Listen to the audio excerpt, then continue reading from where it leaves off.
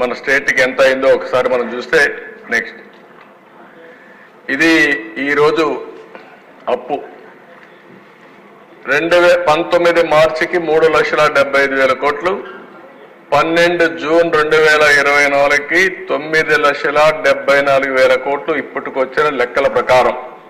ఈ లెక్కలు ఇంకా పెరిగే అవకాశం ఉంటుంది కార్పొరేషన్స్ అన్ని కలిపి.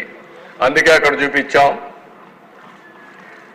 గవర్నమెంట్ డెట్ 4,38,278 కోట్లు, public account liabilities 80,914, corporation debt 2,48,677 కోట్లు, సివిల్ సప్లైస్ కార్పొరేషన్ 36,000 కోట్లు, పవర్ సెక్టర్ 34,267 కోట్లు, outstanding dues to vendors అన్ని స్కీమ్స్ అన్ని చూస్తే 1,13,244 కోట్లు.